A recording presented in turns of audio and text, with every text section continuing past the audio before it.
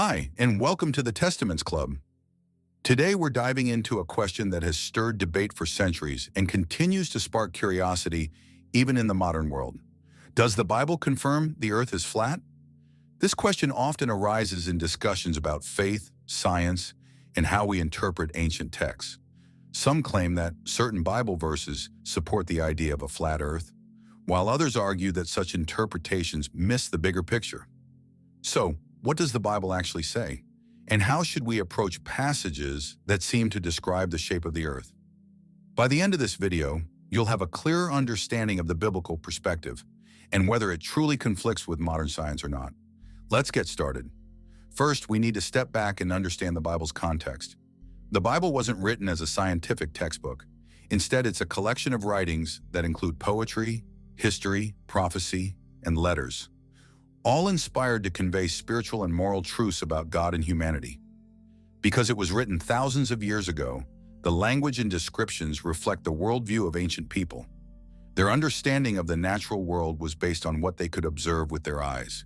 No telescopes, satellites, or modern physics. So when we read the Bible, it's essential to distinguish between literal descriptions and poetic imagery. The Bible often uses metaphors to make theological points rather than deliver scientific explanations. Now that we've set the stage, let's examine the key verses that are often cited to claim the Bible supports a flat earth. Let's start with one of the most frequently quoted verses, 1. Isaiah 40:22. He sits enthroned above the circle of the earth. At first glance, this verse seems intriguing because it mentions the earth's shape. The Hebrew word for circle here is chug, which can mean a circle, horizon, or even a sphere. Critics argue that a circle implies a flat disk, but supporters counter that ancient Hebrew lacked a precise word for sphere. In context, Isaiah may have been emphasizing God's sovereignty over creation rather than describing the earth's geometry. 2 Job 38:13, that it might take hold of the ends of the earth. The phrase ends of the earth sounds like the earth might have edges. However, most scholars interpret this figuratively, referring to the farthest reaches of the land as seen by human eyes.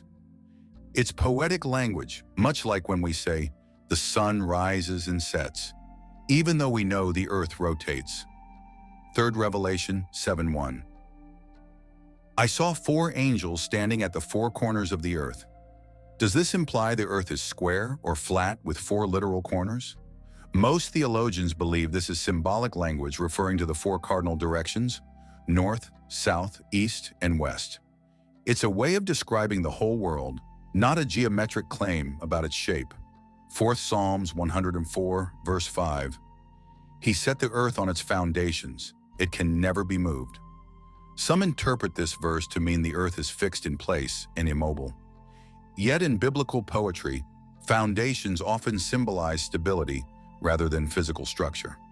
The focus here is on God's control and reliability, not a scientific explanation of planetary motion.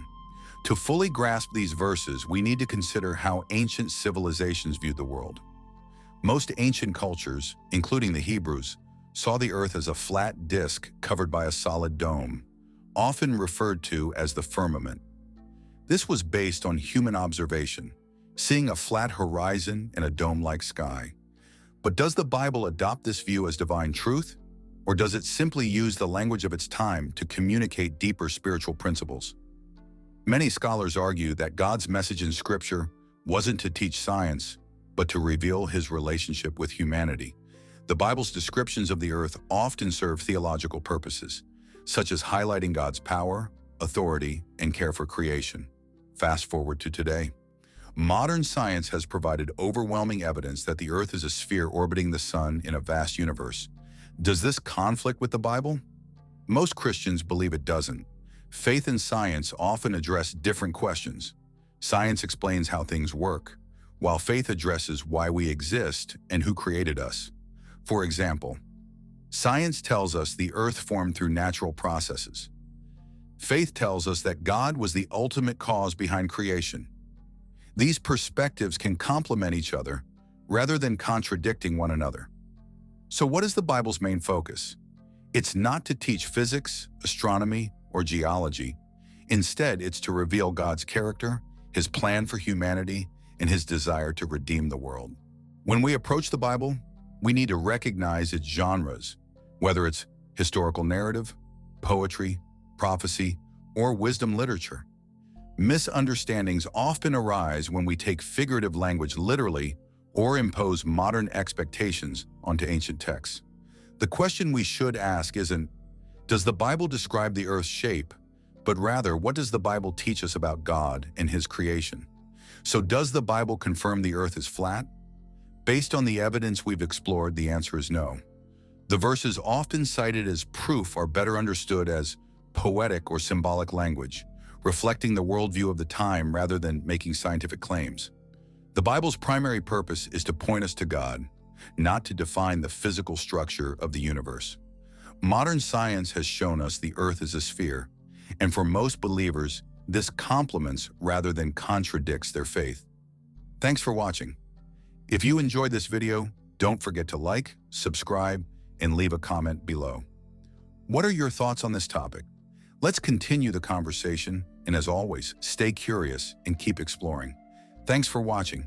Be sure to check out our other videos exploring questions of faith, science, and history. Don't forget to subscribe and hit the notification bell so you never miss an update.